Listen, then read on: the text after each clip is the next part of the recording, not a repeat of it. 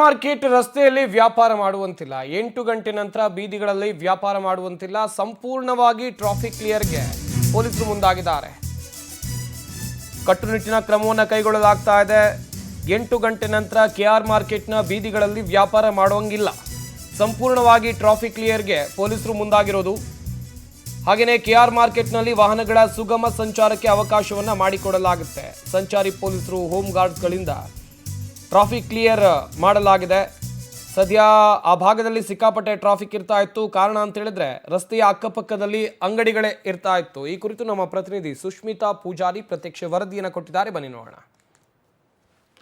ಬೆಂಗಳೂರಿನ ಅನೇಕ ಜಾಗಗಳಲ್ಲಿ, ಅದರಲ್ಲೂ ಕೂಡ ಪ್ರಮುಖವಾಗಿ ಮುಖ್ಯ ರಸ್ತೆಗಳಲ್ಲಿ ಫುಟ್ಪಾತ್ ಅನ್ನ ಯಾರೆಲ್ಲ ಒತ್ತುವರಿ ಮಾಡಿಕೊಂಡು ವ್ಯಾಪಾರ ಮಾಡ್ತಾ ಇದ್ರು ಅವುಗಳ ತೆರವು ಕಾರ್ಯಾಚರಣೆ ಕಳೆದ 3 ದಿನದಿಂದಲೂ ಕೂಡ ಸಾಗ್ತಾ ಇದೆ. ಪ್ರಮುಖವಾಗಿ ಅತಿ ಹೆಚ್ಚಿನ ಜನರು ವ್ಯಾಪಾರ ಮಾಡುವಂತಹ ಸ್ಥಳ ಅಂತ ಹೇಳಿದ್ರೆ ಅದು ಕೆಆರ್ ಮಾರ್ಕೆಟ್. ಸದ್ಯ ನಾನು ಇವಾಗ ಕೆಆರ್ ಮಾರ್ಕೆಟ್ ಅಲ್ಲಿ ಇದ್ದೀನಿ.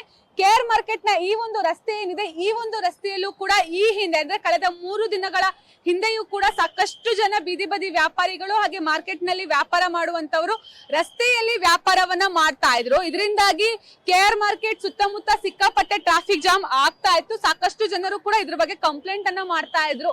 ಮಾರ್ಕೆಟ್ ಜಾಗದಲ್ಲಿ ಓಡಾಡುವಂತಹ ಸ್ಥಳದಲ್ಲಿ ಸಮಯದಲ್ಲಿ ನಮ್ಗೆ ಕೆಲ್ಸಕ್ಕೆ ಹೋಗ್ಬೇಕಾದ್ರೆ ಸಿಕ್ಕಾಪಟ್ಟೆ ತೊಂದರೆ ಆಗತ್ತೆ, ಸಿಕ್ಕಾಪಟ್ಟೆ ಟ್ರಾಫಿಕ್ ಜಾಮ್ ಆಗತ್ತೆ ಅಂತ ಹೇಳಿ ಇದೀಗ ಯಾರೆಲ್ಲ ರಸ್ತೆ ಮೇಲೆ ವ್ಯಾಪಾರವನ್ನ ಮಾಡ್ತಾ ಇದ್ರು ಅವ್ರನ್ನೆಲ್ಲರನ್ನೂ ಕೂಡ ತೆರವು ಮಾಡಿ ಅವ್ರಿಗೆ ಬದಿಯಲ್ಲಿ ಒಂದು ಜಾಗವನ್ನ ಮೀಸಲಿರಿಸಿರುವಂತದ್ದು. ಹಾಗೆ ಮತ್ತೊಂದು ಭಾಗದಲ್ಲೂ ಕೂಡ ನೀವು ಗಮನಿಸ್ತಾ ಇರ್ಬೋದು, ಪೊಲೀಸರು ಕೂಡ ಟ್ರಾಫಿಕ್ ಅನ್ನ ಕಂಟ್ರೋಲ್ ಮಾಡ್ತಾ ಇದ್ದಾರೆ. ಯಾಕಂತ ಹೇಳಿದ್ರೆ ಪೀಕ್ ಅವರ್ಸ್ ಅಲ್ಲಿ ಎಷ್ಟು ಜನ ಕೆಲ್ಸಕ್ಕೆ ಹೋಗಿರ್ಬೇಕಾಗತ್ತೆ. ಒಂದು ಟ್ರಾಫಿಕ್ ಅಲ್ಲೇ 5 ರಿಂದ 10 ನಿಮಿಷ ಕಳೀತು ಅಂತ ಹೇಳಿದ್ರೆ ಅವರಿಗೂ ಕೂಡ ತೊಂದರೆ ಆಗತ್ತೆ. ಸದ್ಯ ನೀವು ಒಂದು ಭಾಗದ ರಸ್ತೆಯನ್ನ ಗಮನಿಸ್ತಾ ಇರ್ಬೋದು, ಸದಾ ಇಲ್ಲಿ ವ್ಯಾಪಾರ ನಡೀತಾ ಇತ್ತು. ಇದೀಗ ಇಬ್ರು ಹೋಮ್ ಗಾರ್ಡ್ ಆಗಿರ್ಬಹುದು ಅಥವಾ ಟ್ರಾಫಿಕ್ ಪೊಲೀಸರು ಇಲ್ಲಿ ಬ್ಯಾರಿಕೇಡ್ ಅನ್ನ ಹಾಕ್ತಾ ಇದ್ದಾರೆ. ಒಂದು ಕಡೆ ಟ್ರಾಫಿಕ್ ಕ್ಲಿಯರ್ ಆದ್ಮೇಲೆ ಮತ್ತೊಂದು ಕಡೆಯಲ್ಲಿ ಇಲ್ಲಿ ವಾಹನ ಸಂಚಾರಕ್ಕೆ ಅನುವನ್ನ ಮಾಡ್ಕೊಳ್ತಾ ಇರುವಂತದ್ದು.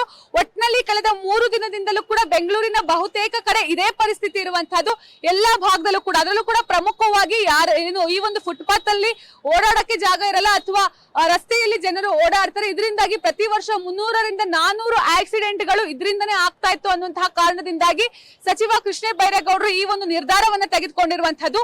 ಸದ್ಯ ಈಗ ಬೆಂಗಳೂರಿನ ಚಿತ್ರಣ ಬದಲಾಗ್ತಾ ಇದೆ. ಆದ್ರೆ ಕಾದ್ ನೋಡ್ಬೇಕಾಗಿದೆ ಎಷ್ಟು ದಿನಗಳ ಕಾಲ ಈ ರೀತಿಯ ಒತ್ತುವರಿ ತೆರವು ಆಗತ್ತೆ, ಅದಾದ ಬಳಿಕ ವ್ಯಾಪಾರಸ್ಥರಿಗೆ ಯಾವ ರೀತಿಯ ಒಂದು ಅನುವನ್ನ ಸರ್ಕಾರ ಮಾಡ್ಕೊಡುತ್ತೆ. ಜೊತೆಗೆ ಕೇವಲ 2-3 ದಿನ ಡ್ರೈವ್ ಅನ್ನ ಮಾಡಿ ಬಿಡೋದಲ್ಲ, ಅದನ್ನ ಮುಂದುವರಿಸಬೇಕಾಗತ್ತೆ. ಹೀಗಾಗಿ ಏನು ನಮ್ಮ ಜಿಬಿಐಯು ಕೂಡ ಇದ್ರ ಬಗ್ಗೆ ಕಟ್ಟುನಿಟ್ಟಿನ ಕ್ರಮವನ್ನ ವಹಿಸಬೇಕಾಗತ್ತೆ. ಪಾದಚಾರಿಗಳು ಓಡಾಡೋದಕ್ಕೆ ಒಂದು ಸೂಕ್ತ ಪಾದಚಾರಿಯನ್ನ ಅಂದ್ರೆ ಫುಟ್ಪಾತ್ ಅನ್ನ ನೀಡಬೇಕಾಗತ್ತೆ.